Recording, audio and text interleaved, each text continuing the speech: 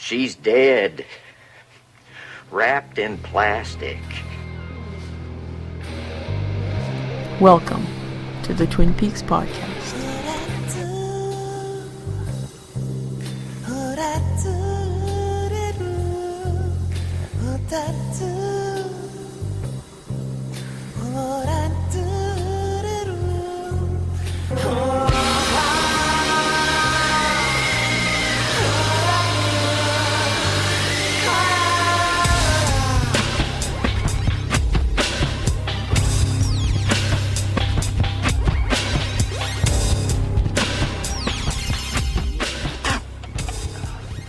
Damn good coffee. And hot. Would everyone please take a seat?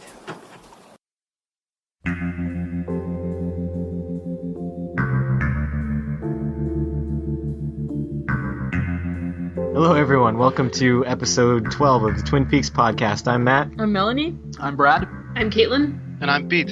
Hello, Pete. Hi, Hi. Pete. Hi. Hi, guys. Applause. Thank you. I was waiting for that. Yeah. I was waiting for it. All right, Pete offered to guest host on the Facebook page, just like Evan. Tell us a little bit about yourself. Yeah. So my name's Piet. I'm from the Netherlands. I'm 27 years old, and I'm a student at the moment. Okay. And I've at my last papers and essays the past few weeks, so I had to do something besides that. So I decided to start watching Twin Peaks, and I stumbled upon your podcast, and I really enjoyed it. Cool. So I just want to take this chance to commend you on your great work. I really enjoyed it from the first episode onwards, and I'm really honored to be part of it now. Thanks. Yeah, we're glad to have you. You say you just started watching it recently? Yeah, but I marathoned it. I don't know how Brad and Caitlin can keep watching, how they can restrain themselves. So hard.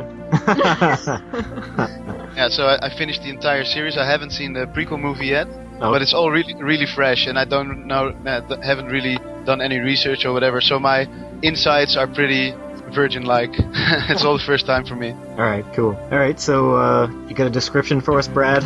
Okay. Season 2, Episode 4, Laura's Secret Diary. Ben Horn asks Agent Cooper to save Audrey's life, and Lucy's love life gets complicated. Yes, indeed. Yeah, we start out with an extreme close-up of a ceiling tile and some screaming. This one wasn't directed by David Lynch, right? No, it No. was directed by Todd Holland, I think. Okay, because that's like a very Lynch shot. It reminds me of something out of Blue Velvet, maybe. Yeah. Like these extreme close-ups on things. But, Creepy. yeah. What were the voices saying? Could you guys tell? I thought they were saying "daddy," maybe "daddy, daddy." That's what I heard. Yeah. I was like, it sounded to me like Annie. I was like, who's Annie? Oh yeah. I don't know. It sounded like a Laura voice. Well, it almost sounded like the bird, Waldo. Yeah. Except that he wasn't, saying, Laura! When we were zooming out, at first I thought it was going to be a coconut, and I was really excited.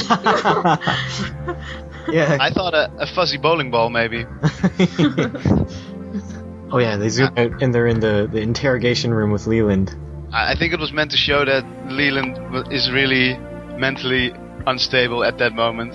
Yeah. Really far away with his thoughts, and maybe even his mental capacities are somewhere different Yeah. as well.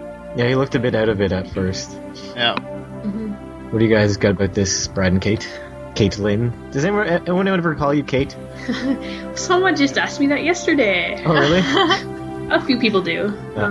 Is it like only like your very, very close friends call you Kate, or is it something like... Just random people do. like us? Yeah, no, just every once in a while there's someone who wants to call me Kate. Most everyone else calls me Caitlin, and then my family has like a few special nicknames. Kitty cat? Which we won't mention. No.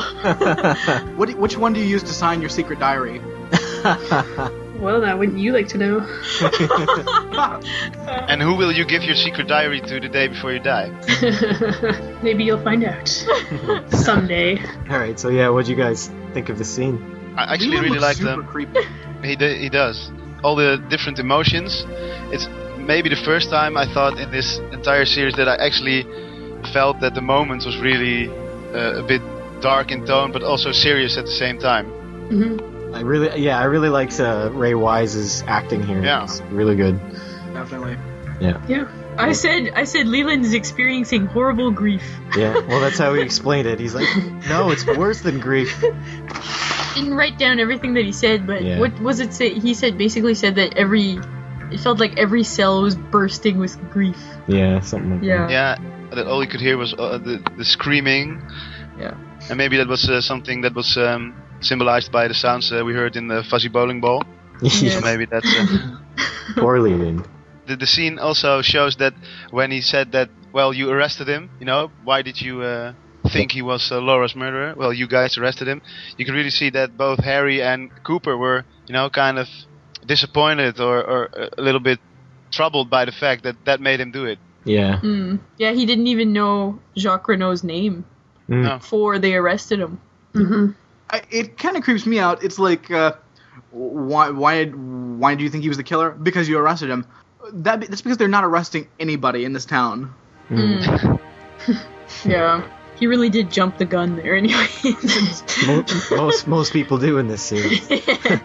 He was just And a jaywalker. If they hadn't have caught him, who knows what he might have done had they arrested someone else after that, and then...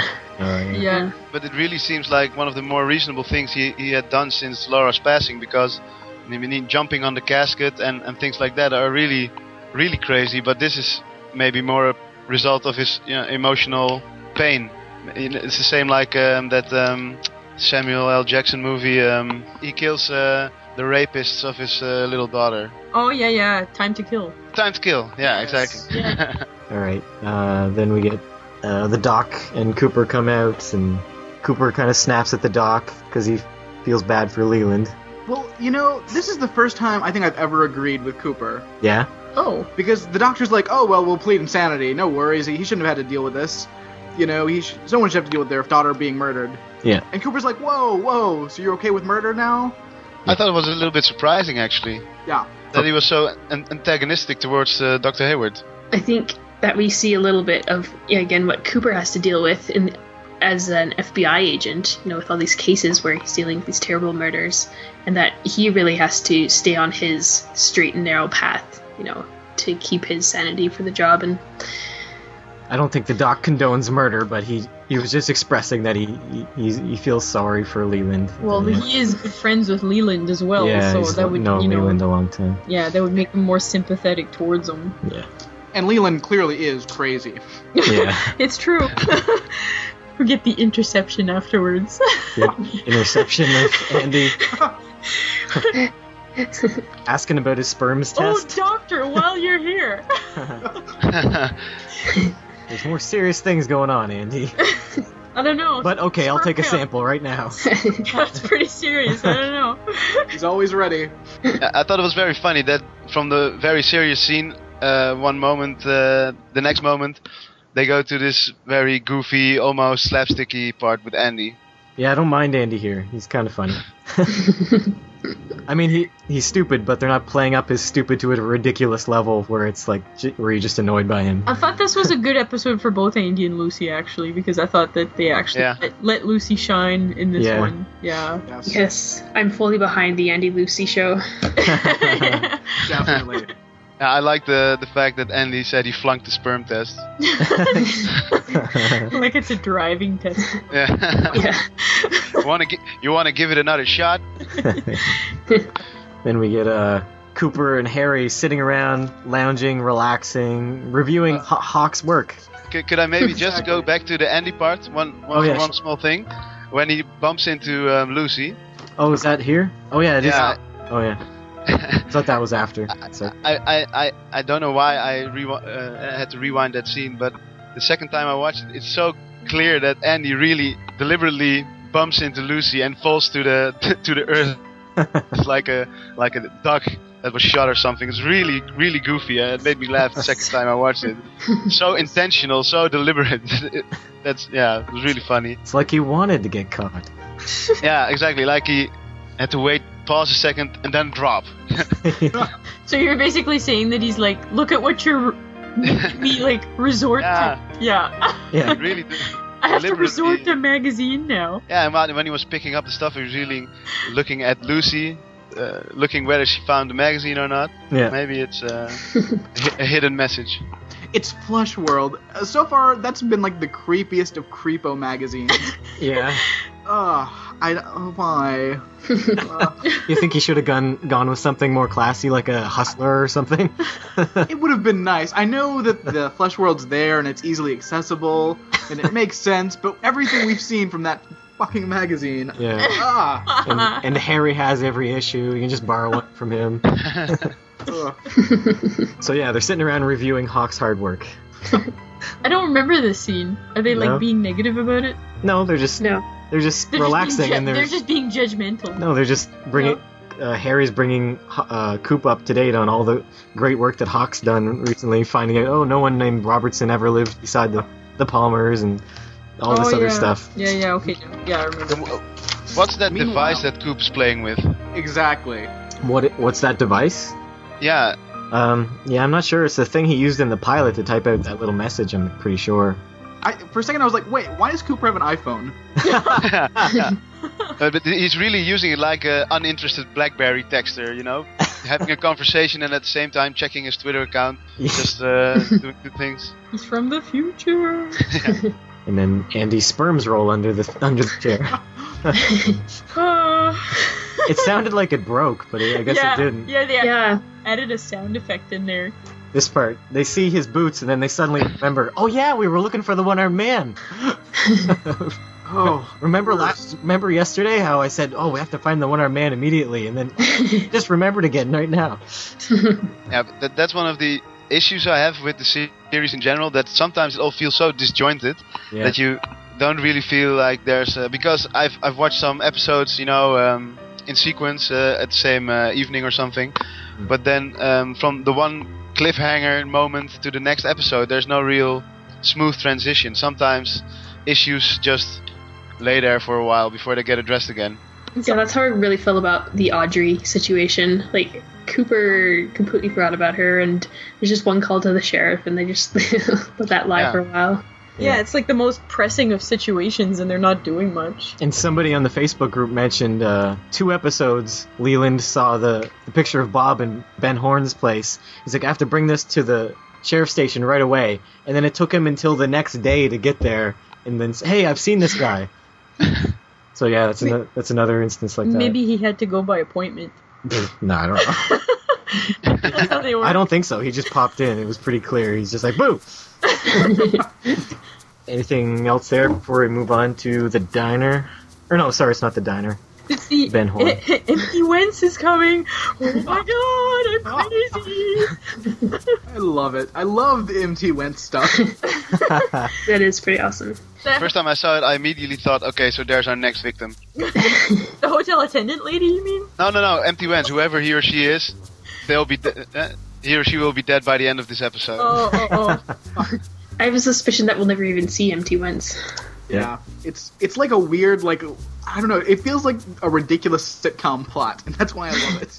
Yes. I think it's mostly because of that lady, though. Yeah. She's kind of... She's really over the top. She really is.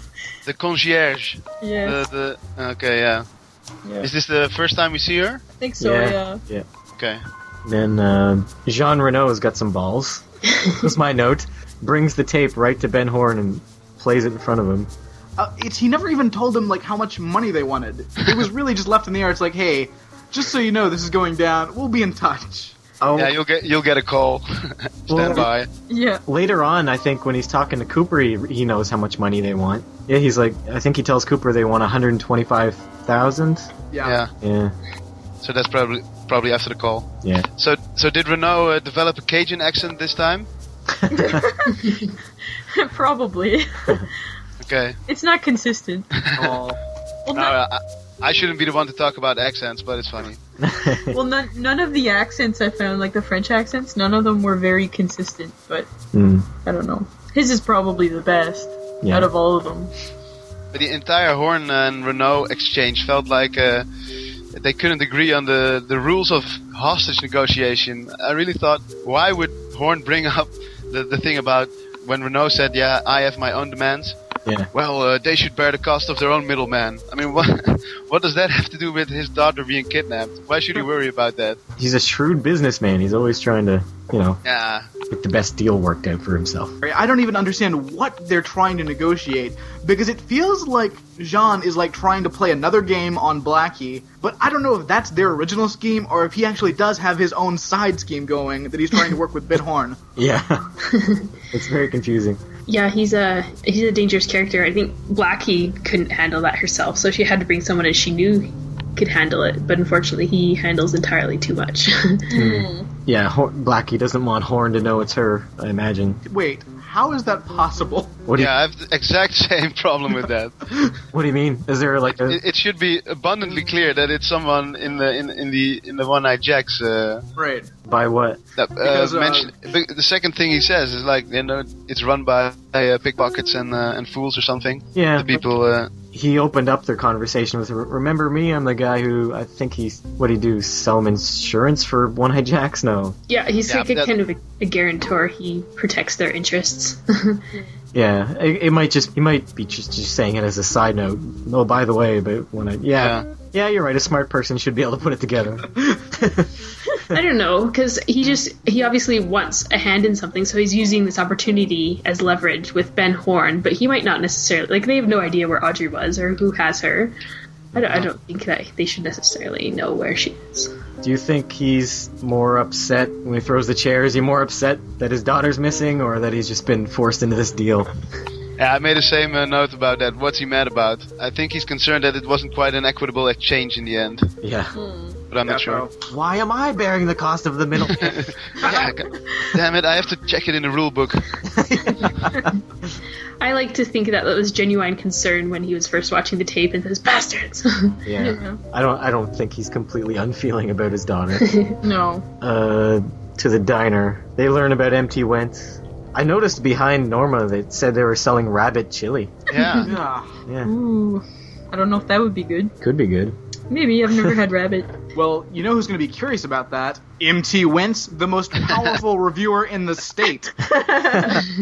In the state? You don't think he would go there? Well, it's not that. I'm just wondering why there's so much commotion over the most powerful reviewer in the state. 8. Instead Like, of country. How can you be anonymous if you're just in Washington State? No one's figured this out yet? So Hank's gonna spruce up the diner. He gets weirdly intense about that. Yes. He really seemed like he's trying to be a good husband in this episode, actually. But Yeah, but that's in quotations. yeah, it's in Yeah. You can tell he's got motives underlying, but Norma's fallen He's for sucking up. Yeah. Is what he's doing. But he's evil. He doesn't need to suck up. Just be evil. Maybe he kept the change on the flowers and the tablecloths. That's it. He mentions she should call Ed. So what's his game? Is he trying to let her know that he knows about them? Is he just trying to? I don't know. Yeah, that might have been a real subtle hint at that. You're still friendly, right? Something like that. Yeah, I don't know what that's gonna get him. Norma's not gonna like that. She's not calling. Eh. Which was a great thing. So that would, diminish the chances of seeing Nadine this episode. Yes. I don't like Nadine, so this was a good episode for me. I'm right there with you. Then we move on to Harold is giving booze to a teenager. Yes, and then he's like, I feel that this is appropriate, and then he reads a horrible excerpt from But actually, he just turned to a random page, I think. But no, there was that moment where he's like, oh, okay, yeah, this one. Yeah. This one will make me feel real bad. And then, oops, sorry. I forgot about that part. But what was that all about? Like, people come to Harold and tell them their stories as a living novel? What's a living novel? Can anybody tell me? I think Harold is a... Harold is Empty Wentz. But he never leaves his home. Exactly. People come to him, they tell him of their travels, he writes it down. And they bring him the Meals on Wheels so he can rate the Meals on Wheels. Yeah. I don't know. But yeah, her real diary is pretty disturbing. It's definitely not about asparagus. Yeah. What'd you guys get out of that little excerpt you read?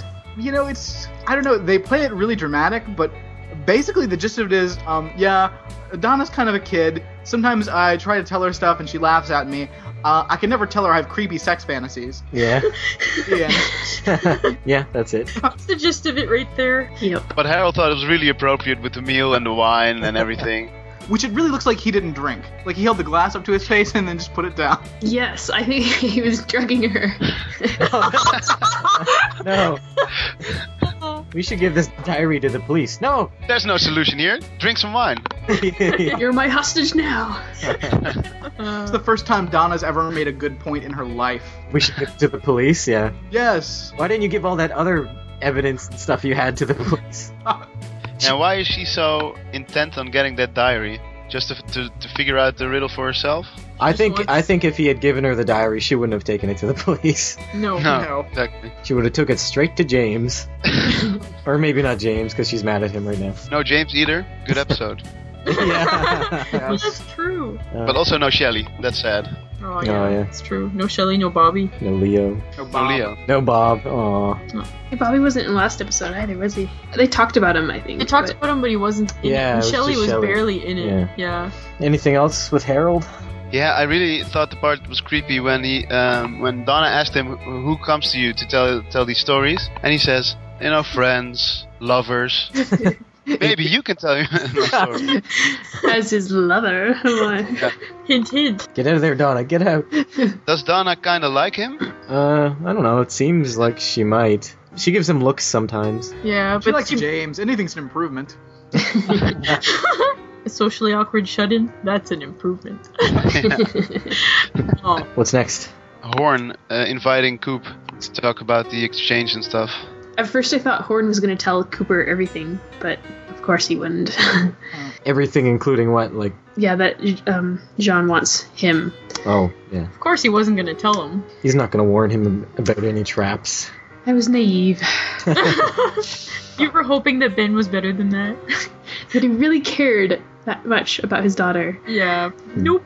I don't know. This seems like a pretty simple hostage situation. I feel like I know Cooper can't do a lot, especially with Hawk out in the field and without the help of a giant. But I think he can probably handle this situation. Oh, what if he's walking into an ambush, though? I guess How bad of an ambush is it gonna be?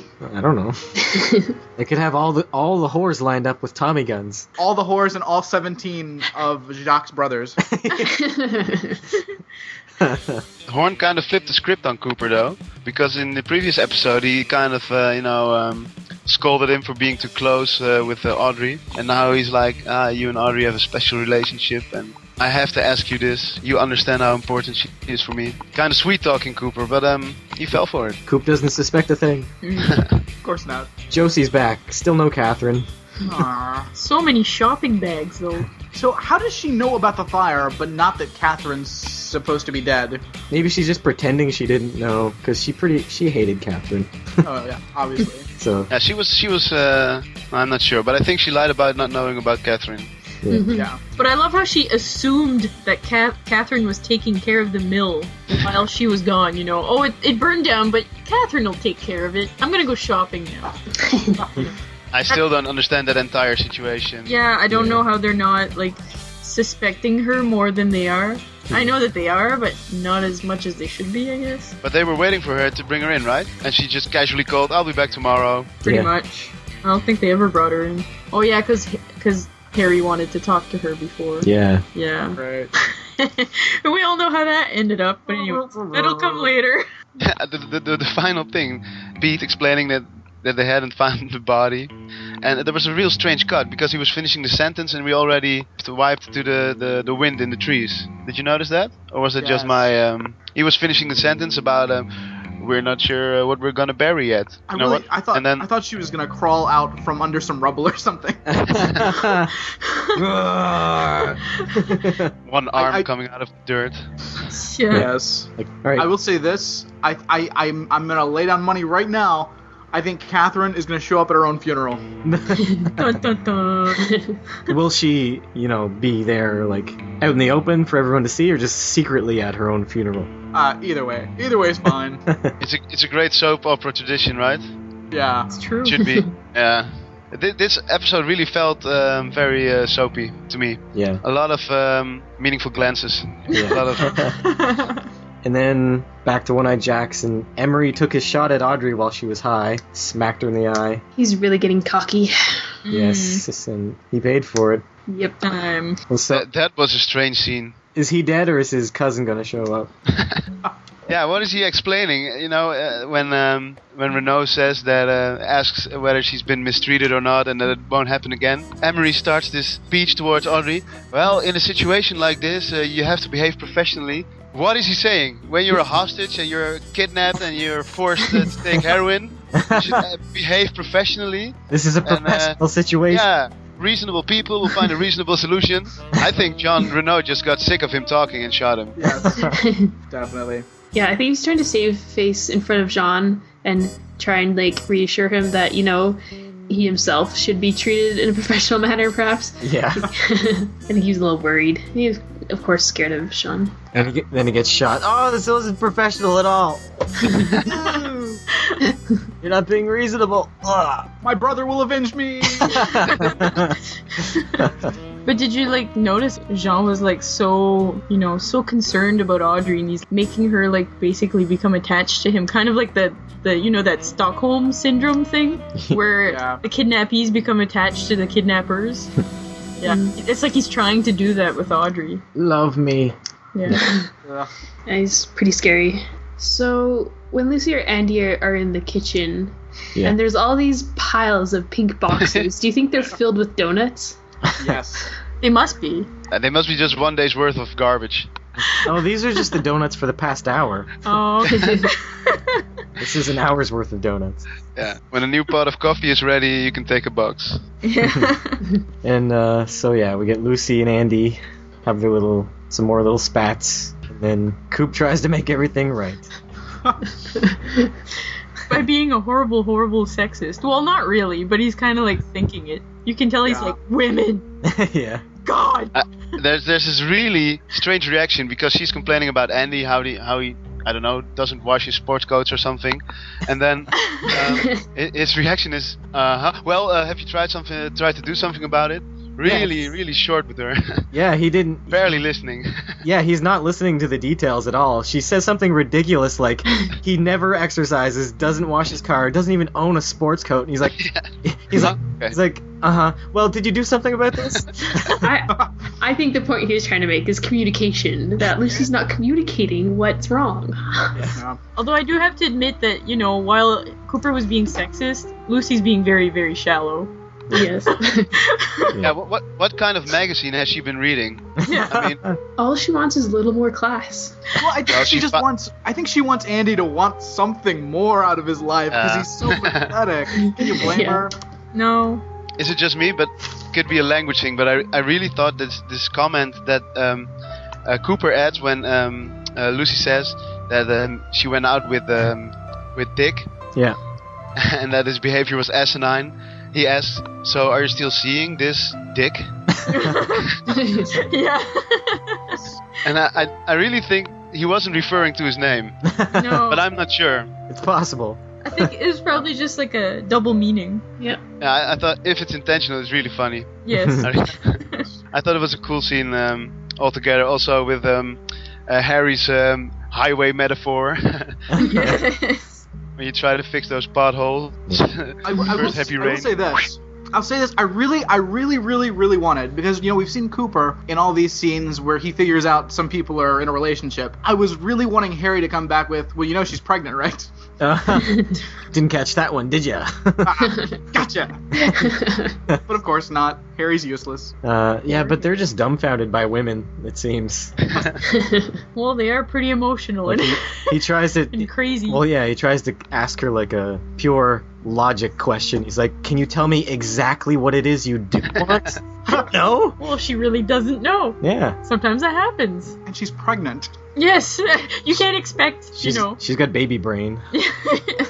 So she's got serious life problems to deal with at the moment. All those hormonal changes. Okay, now, the first time I watched this, I didn't pick up on this. But the second time, this is where Cooper is talking to Harry about he needs one of the Bookhouse boys.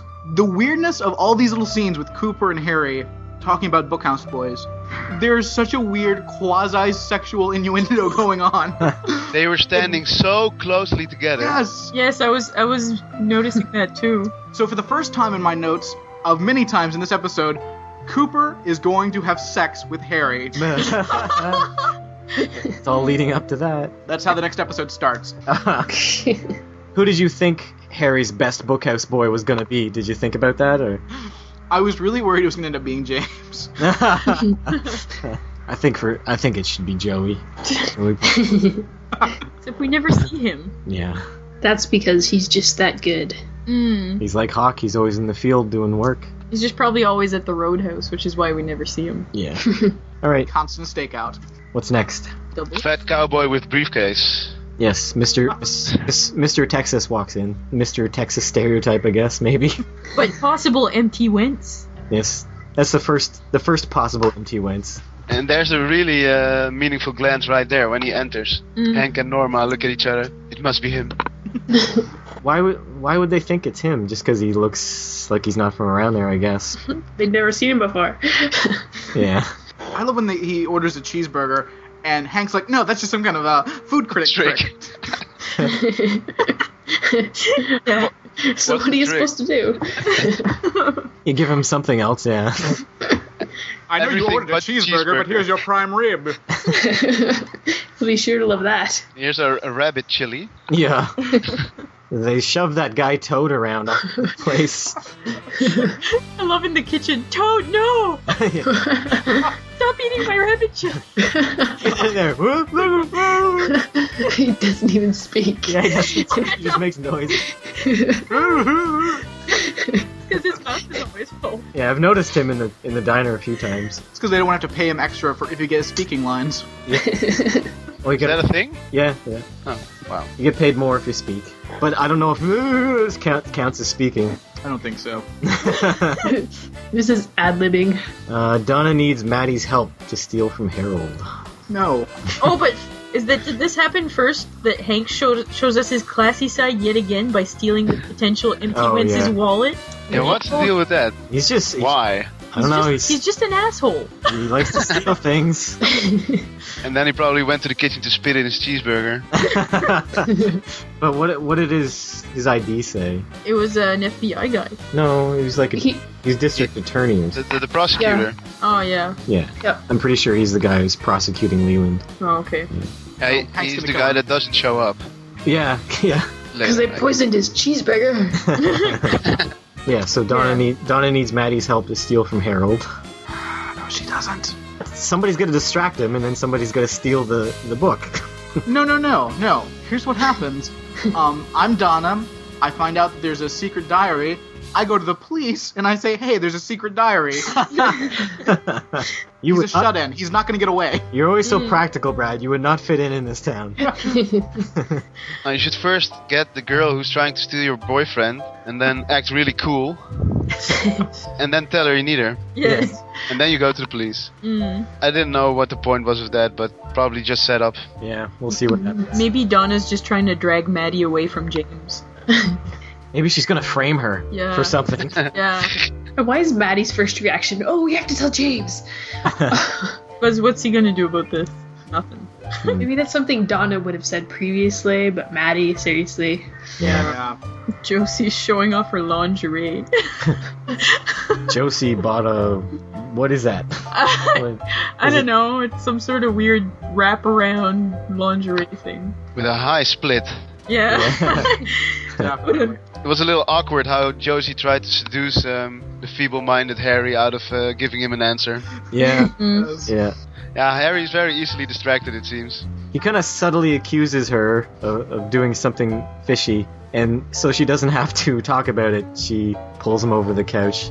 Harry, is the language barrier the thing that's making it hard to tell that she's playing you, or what? Oh, Maybe, but still, Harry is the worst. Come on. yeah, he really is. Well, Tear it. Okay. I don't know. Right. Come on, guys. You'd do the same. Sure, but then I would question her. You'd take the wraparound thing and tie her hands behind her back and say, tell me the truth. That's not something cops do. Well, Some do. that's something bookhouse boys do. Yes, exactly. So yeah, mysterious Asian gentleman is peeping. I have to say this. When he first popped up there, for a second, I really thought it was Dick Tremaine. And I was so excited. I was like, I don't understand this at all, but I love it. It makes me so happy. And I was like, oh, never mind. Oh. When Dick Tremaine first showed up, I for a split second thought it was Leland with a hair dye job. he has the same hairdo, maybe. There's a lot of similar hairdos. Same enigmatic smile. Yeah.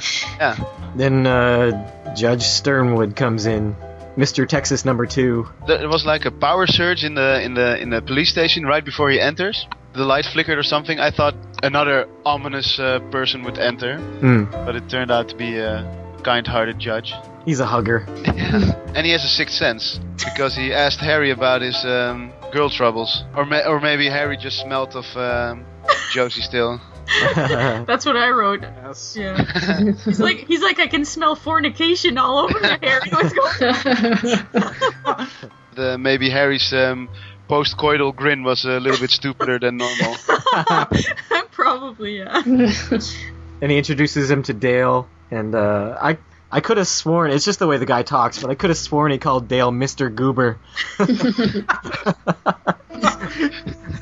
What do you think of our little corner of the earth, Mr. Goober? Nice. Heaven, sir. I feel like the judge is like Dale Cooper, the next generation. Or the previous generation. Yeah, previous generation.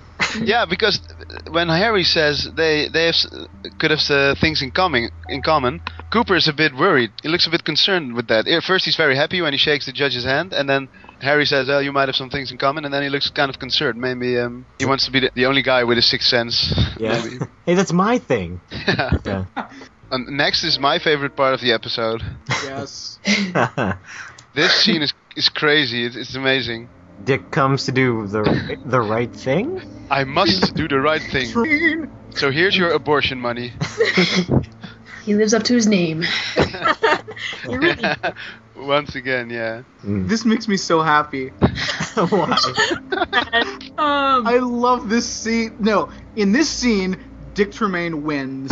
He wins. In the game of Twin Peaks, he's won, and no one else can win. It doesn't matter.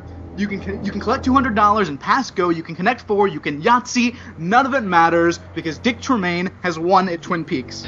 Please explain. Is this like Charlie Sheen won, or? In the epic game of Twin Peaks, Dick Tremaine is the winner. Why? Because it's the greatest scene ever. Okay. And I love him. I love how. Oh.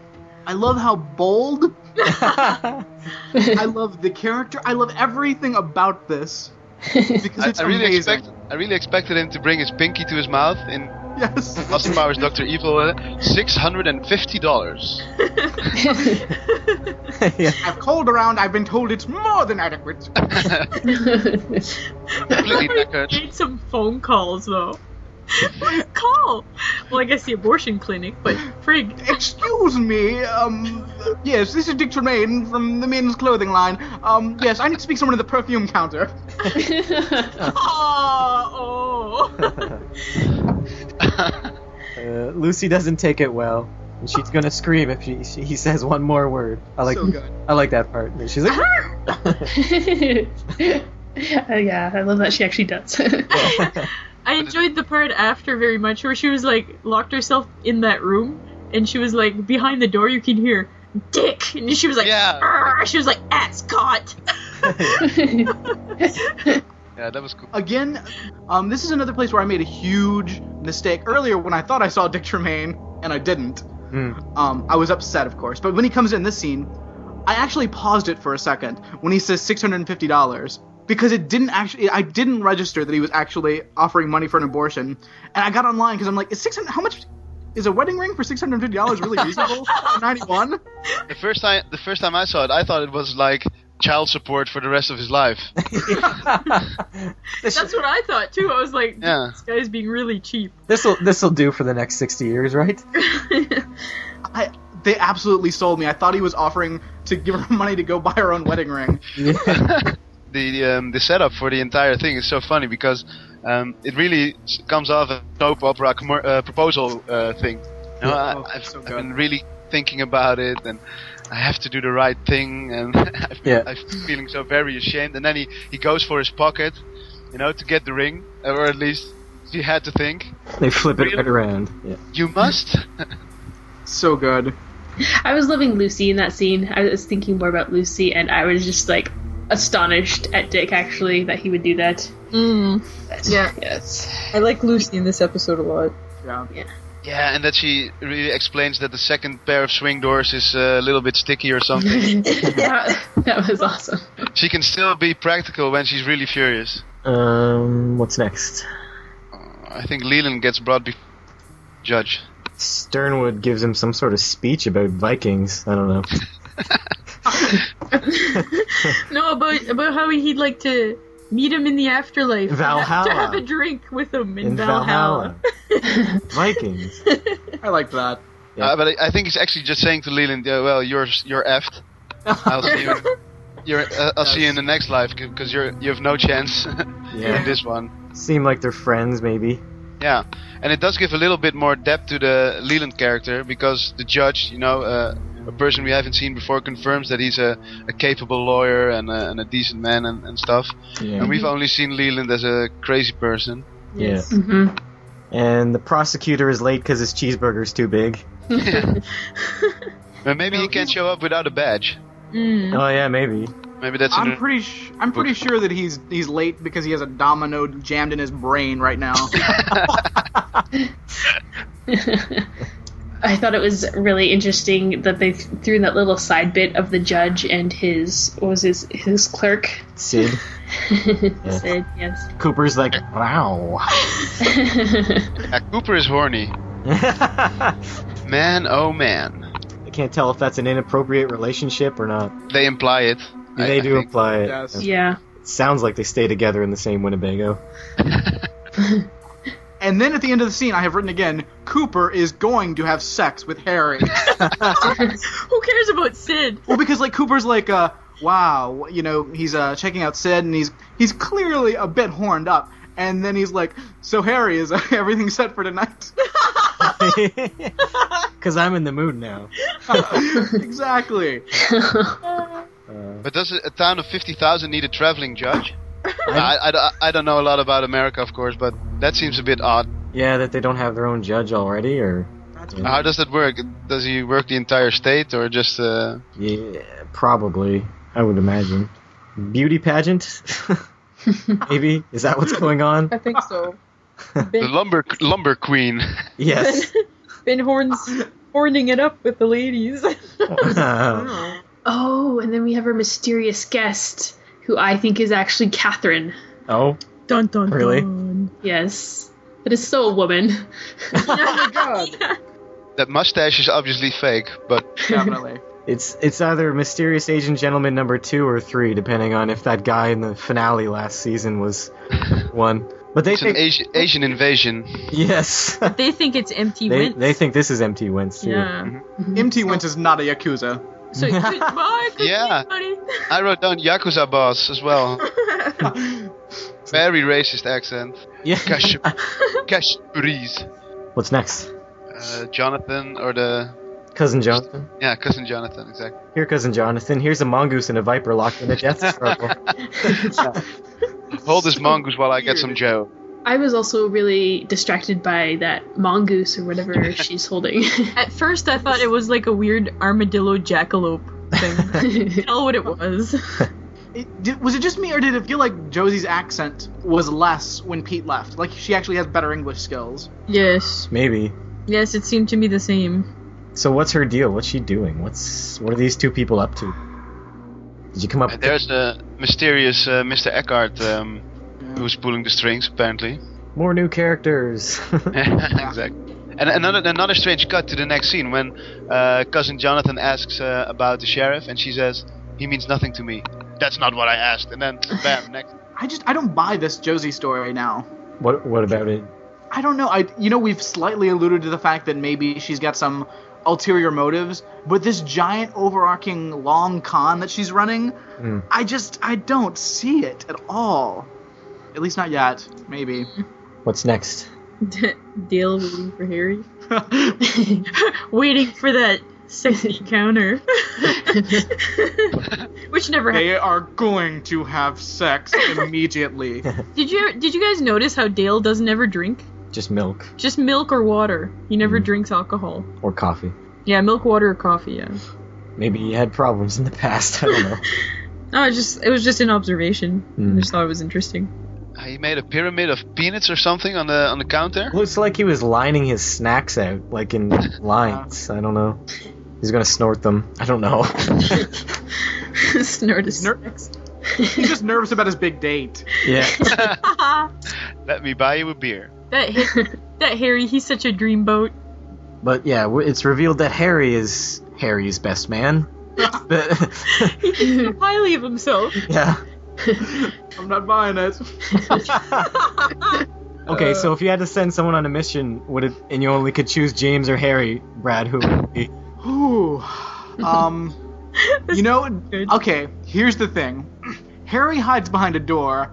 James is dumb enough, he'll throw himself into the line of danger, at least. Yeah. Just send them both, cover the bases. Yes. Maybe neither will come back. Harry can use James as a shield. Yeah.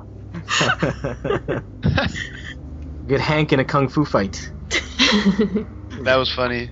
Yes. That was really funny. His half-assed attempt at a roundhouse kick. Flailing wildly. Yeah. Striking a pose first. That was great. And now he's forcibly blood brothers with, was it Cousin Jonathan? Cousin Jonathan, yeah. Who wears his sunglasses At night. yeah. I hate this scene. Why? Well, first of all, I don't like seeing Hank running around the diner in his pajamas. That's weird. Does he live there? I guess. But then, like, I don't like him seeing Hank get beat down so easy. I want Hank to be super evil and ominous and scary and able to summon a dragon if he needs to. Yeah, it's true. He's kind of been our most ominous villain this whole time, and yeah, he get his ass. In this episode, he's decorating the diner, trying to get a good review from MT Wentz, and then gets beat up in his pajamas. Poor Hank. Anything else before we close the episode out, or the review? Yeah, another episode I thought was a little bit slow on the story progression, but had some really cool moments. So what would you give it out of 10? I would give it 7 out of 10 brown bags of second chances. Brown bags of second. What's the reference? The sperm test. Oh yeah. And he wants to retake. I get it now.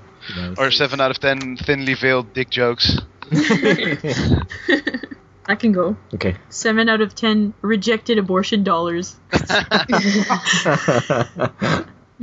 Yeah, it was just kind of, I don't know, it was kind of like it felt like an in-between episode, just to kind of fill in the blanks and stuff. Just to kind of keep the ball rolling, pretty much. That's how I felt. It was still a good episode, but... Okay, I'm gonna give it 8 out of 10 Winnebagos. Yeah, I thought they were a little more exciting than the last episode, which I gave a 7.5. And yeah, but still, again, it's just like moving the story along, but not really too much happening. I'll give it 8 out of 10 scary ceiling tiles. Yes. Nice. That's about it. You guys said everything I wanted to say. Yeah, because except for the opening scene, it was really very much a straightforward episode. No crazy visions or screaming people or whatever. Yeah, except for that very first part. Yeah. Where we got the screaming tiles. Okay, I think I will be going 8 out of 10 old food critic tricks. I don't know, the last episode I was very annoyed by. I feel like even though nothing much happened with Audrey, at least it was moving forward as opposed to standing still at this point, which is good. And then we got MT Wentz wackiness and Dick Tremaine winning the game. So that's awesome. I did it for you. Yes. Oh, Dick Tremaine. MT You're Wentz. swooning over him. Tremaine! MT Wentz is driving that town crazy. They're seeing MT Wentz everywhere. Who's got a quote they want to say? I didn't find too many. Yeah, this episode was kind of scarce. The moment when Andy is on all fours trying to collect his fallen sample. Cooper says, "Wait, hold up, Andy. Where did you get these? Don't make me say where they come from." That was a good one. Oh, I never really thought about it that way. I want to pull another one from that scene. Please, Agent Cooper, this is extremely personal business. Your boots? And I like Hank saying that they were gonna trick this place out like Christmas on the 4th of July. I never heard that one. I don't think so. I've heard of that. Christmas in July. Yeah, I've been to Christmas in July things. I don't know why anyone does it. I think it was at a campground it happened. Oh, I know why it happened at the campground, because the campground's not open over Christmas, it's just open in summer. So it's in July. Nice. I've been a fool, a cad the way I've behaved. I am deeply ashamed. But I've been over it in my mind a million times. I have to. No. I must do the right thing. It's everything I could scrape together. I'm completely knackered. $650. I've called around. I've been told it's more than adequate for the to take care of the, little problem. Excellent. I like the word knackered. Yes. Here's one from Lucy. Deputy Brennan, I thought you preferred the company of your magazines. Another one from Lucy. He had lots of coats and keeps himself in his car in great shape. Most of his behavior was asinine, but at least he was different. I see a pattern here. All the ladies in Twin Peaks, they're all about their... Yes, they're all shallow. Oh, piggybacking on that. I actually had to hit the, I had to turn on the captions to catch this. But when she's in the bathroom crying... Damn it! Oh, Dick! Was it just your ascot? Oh, that's what I didn't really hear what she was saying. Man, I'm glad you put the captions on. Yes. That's awesome. Matt, you should start wearing ascots. Never. Yes. I'll just buy some sports coats. Yeah. And wash your car, man. Yeah. Oh, yes. Well, I don't own a car. There you go. I've already failed. Okay. Just spruce up your bus. So let's go to feedback. That's next, right? No, wait. Do I ask you who killed Laura Palmer? Yes, you do. Yeah, that's You guys now. don't get away with it. Who killed Laura Palmer? It's all you, Caitlin. I think that Jean Renault killed Laura Palmer. Okay. He's dastardly. He's scary. Like, he's a piece of work. Yes. And yeah, from the terrible experience that it sounds like Ramette and Laura had that night, I wouldn't be surprised if he had a part in it. Alright, well, I'm going to use some Leland Palmer logic. Mm-hmm. So, I'm pretty sure that I think Leland Palmer must have killed Laura because he was arrested. Yes. Ta-da! I like it. That's why that logic is not legal. Alright.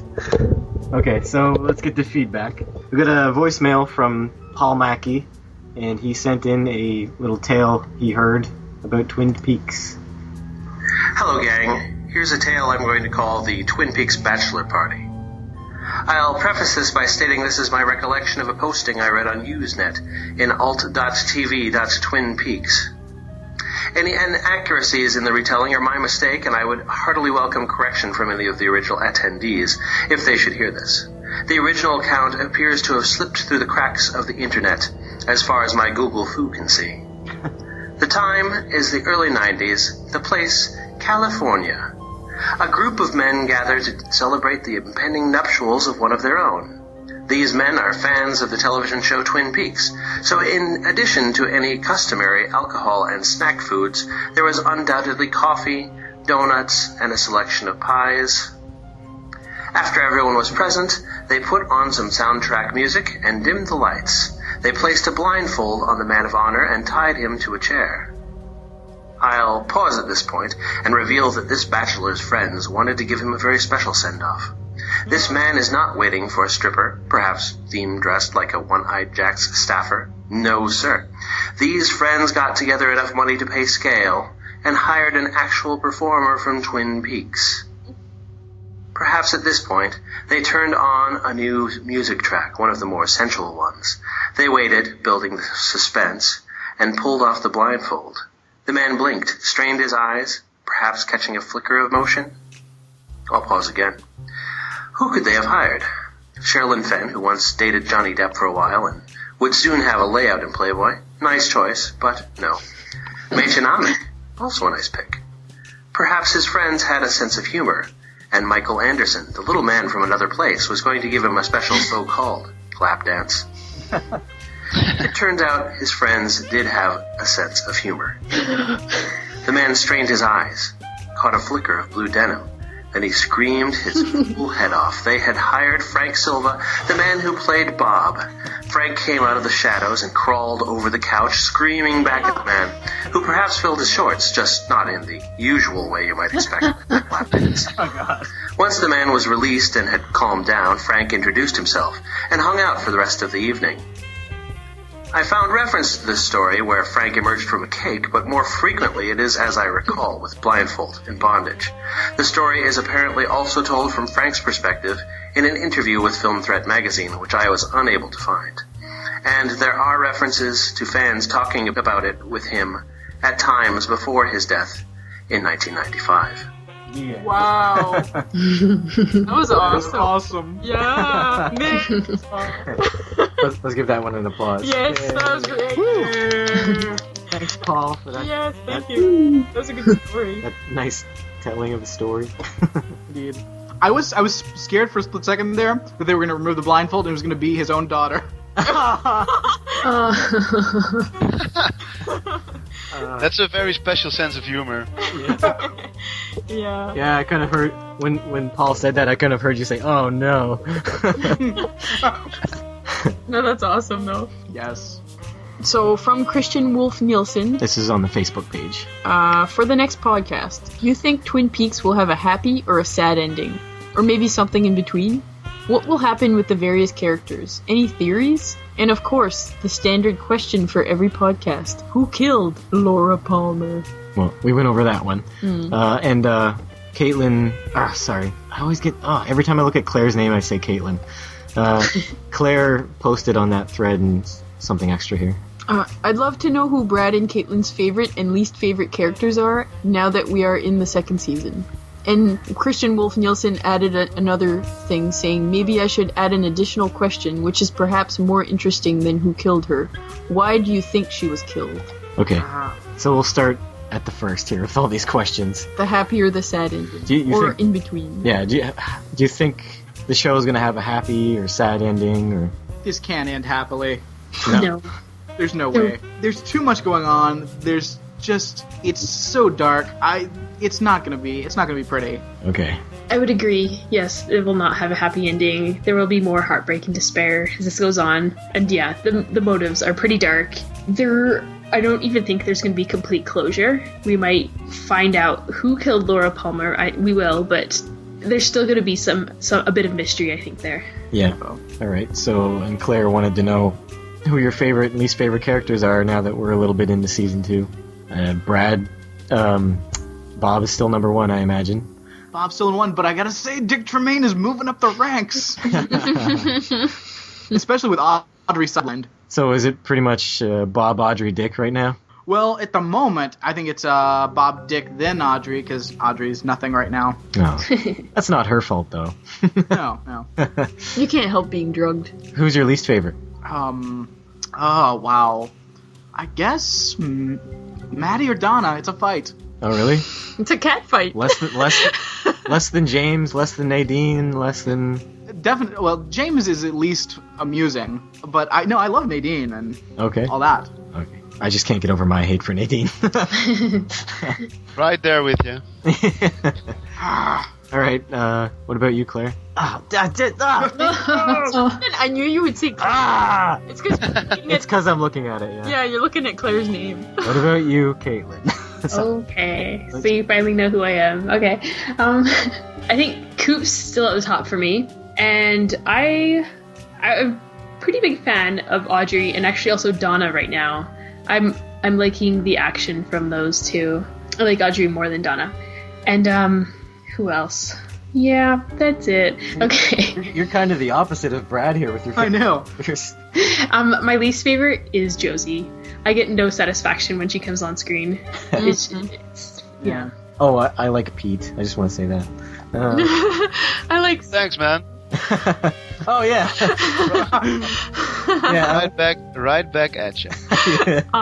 Okay, we'll pretend I was talking about you. We do like you though. We do like you. You're nice.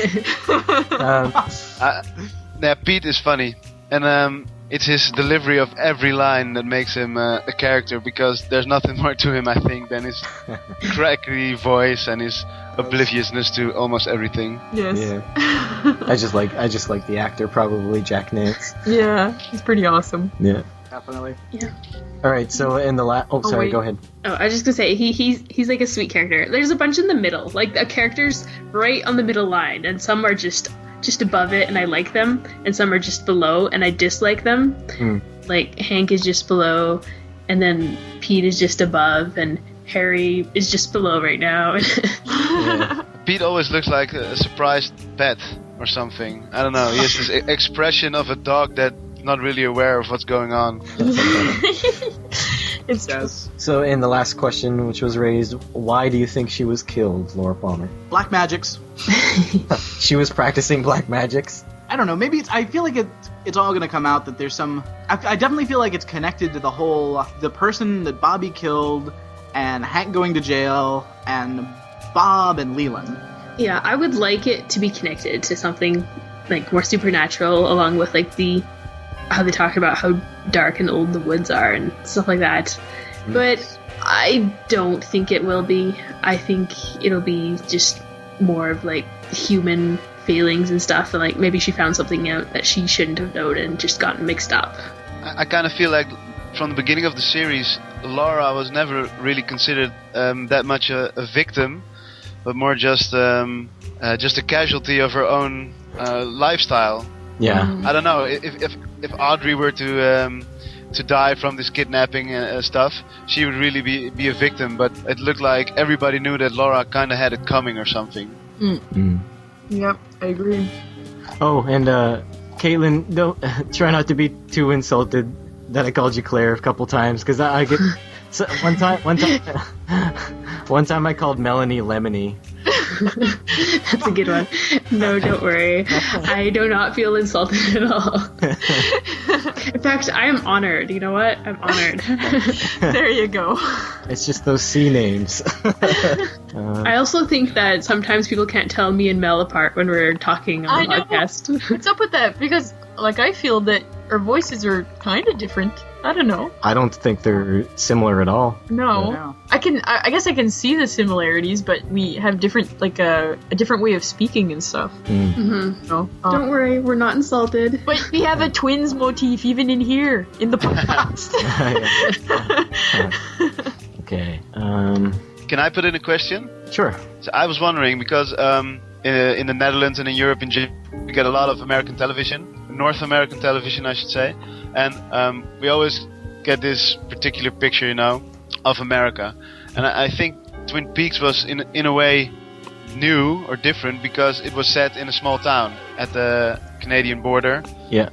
So is it representative of that part of America? Because it feels really like a very special place. It can't be too much like the rest of America, because the network was worried about people not connecting with it if they saw how few people were in the population on the population sign. So they made them increase the population. But I don't know. Do you guys have any comment on that?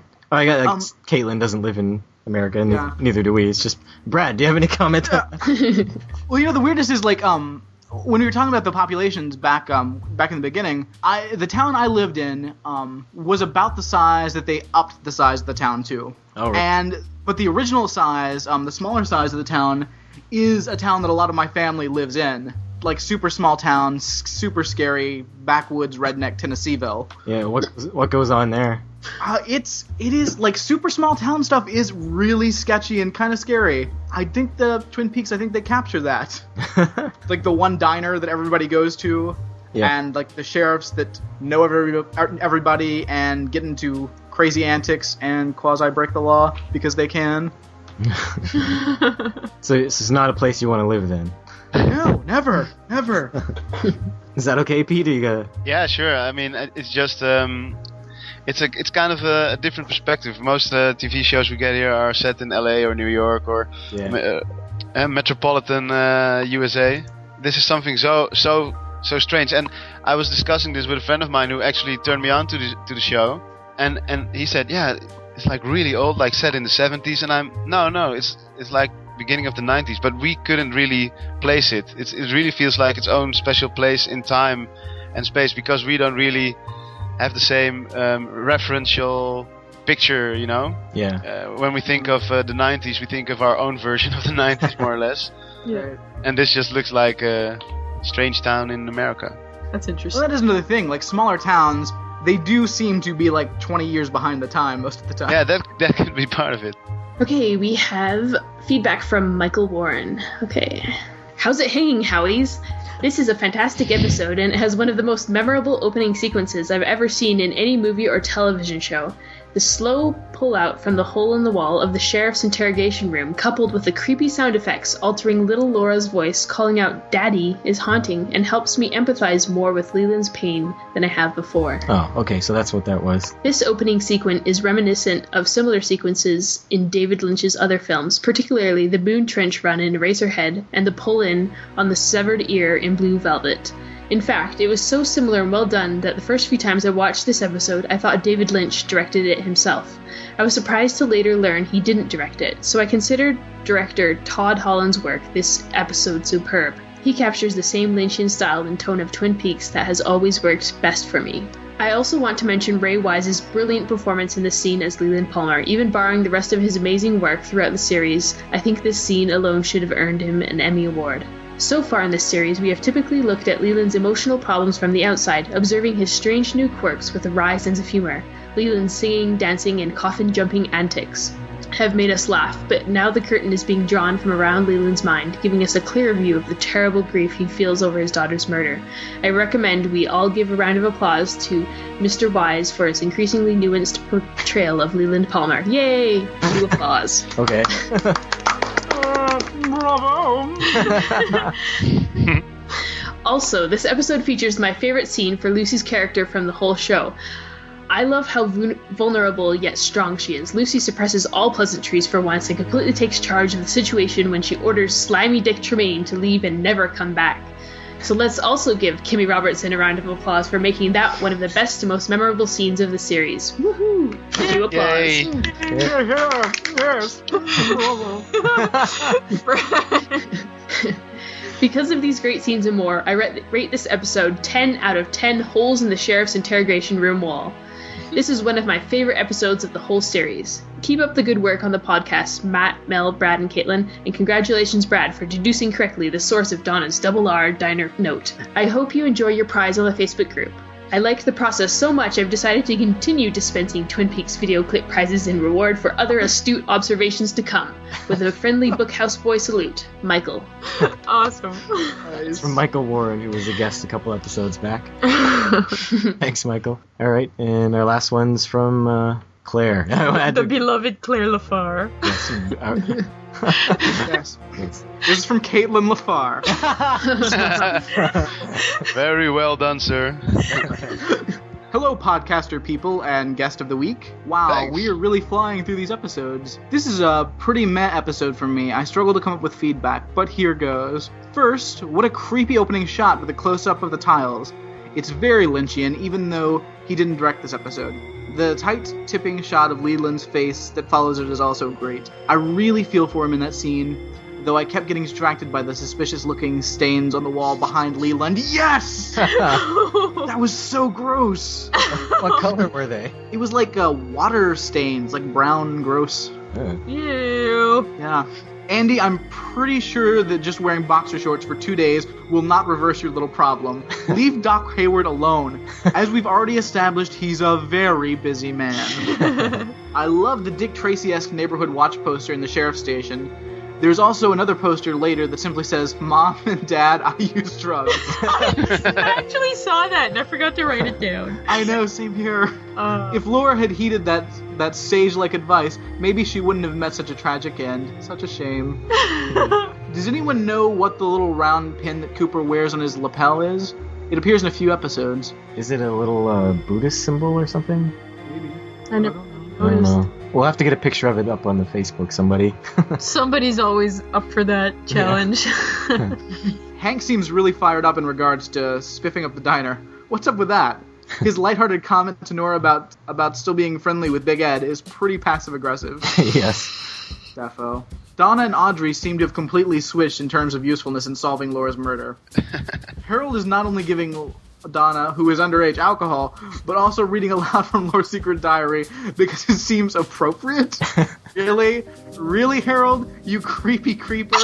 There's nothing appropriate about that. Now that you've seen more of Harold, what are your thoughts on his character? Do you think he will eventually be more willing to help Donna in solving Laura's murder? No. He has ulterior motives. Definitely. He's gonna feed Donna to a plant. Be like Little Shop of Horrors. Yeah. Josie is back, but do we care? No, we don't. Shelley and Lucy clearly have the same priorities in what makes a good husband/boyfriend, as Lucy mentions that part of the reason she was attracted to Dick is because he has a nice car. A nice detail that I like in the sheriff's station is the boxes and boxes of donuts piled up in the coffee station. I counted at least 14. Are you still seeing this, Dick? Best line. Though Dick is really living up to his name in that one scene, in his one scene. No worries, Dick. I still love you, baby. Me too. Norma and Hank putting some tablecloths and flowers in the booth at the diner and painting the bathroom still doesn't disguise the fact that the Double R is still a diner and not a Michelin star winning establishment. Fact. Mysterious Asian guy is back and taking full advantage of the lightning to look as ominous as possible. All we really need is a The cracks are starting to show not only in Harry and Josie's relationship, but also with Ben's plans. How do you think these two storylines will develop? Awkwardly. You think it's gonna be all rosy for Harry and Josie? No. No, not at all. How could it? Is there a possible way where things could work out for them? Well, maybe whatever she's up to he's okay with, since he's a bookhouse boy. Sure, I'll help you, Josie. But will the Yakuza be okay with it? You will be shocked to hear that apart from the actual traffic lights, I didn't spot any other red, yellow, and green references. Maybe I'm losing my touch. You're doing a fine job. The lumber queens were all in yellow. First one part of it. Mr. Tajimura, aka Mega Mag, Mysterious Asian guy, makes his first appearance. I really, really dislike Mr. Tajimura. That's all I have to say about that. Meanwhile, Mysterious Asian guy is back wearing the Oddjob hat of evil and threatening Hank. Now he, Josie, and Hank are all just one big happy bloody thumbprint family. So yeah, not the greatest episode, but there are still some cool things going on. I would award this 7 stuffed mongoose and cobra dioramas out of 10. Until next time, Claire. That was my other choice for the my rating system. It was either that or the other thing that I said. Yeah.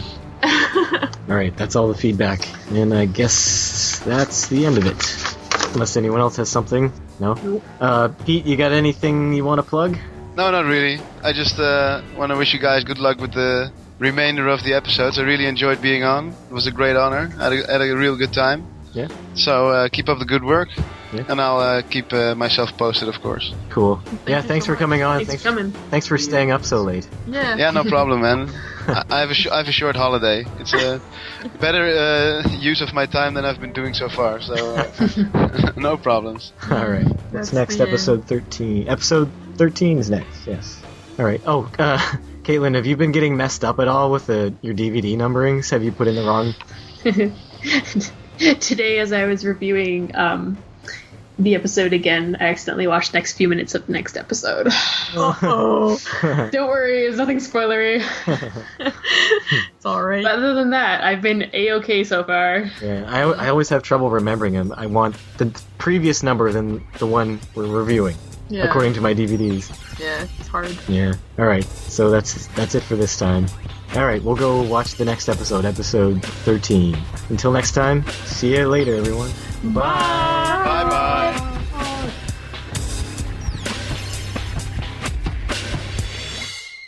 Thanks for listening.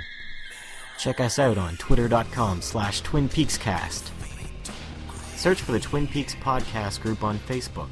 And visit us on twinpeakspodcast.blogspot.com. Email your feedback to twinpeakspodcast@gmail.com.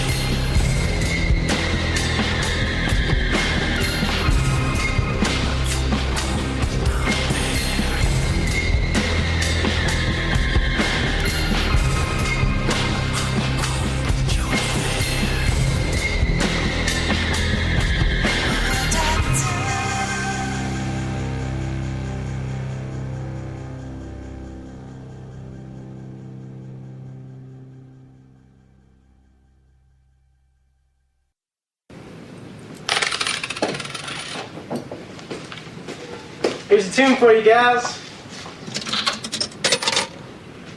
Okay. Don't do anything I wouldn't do.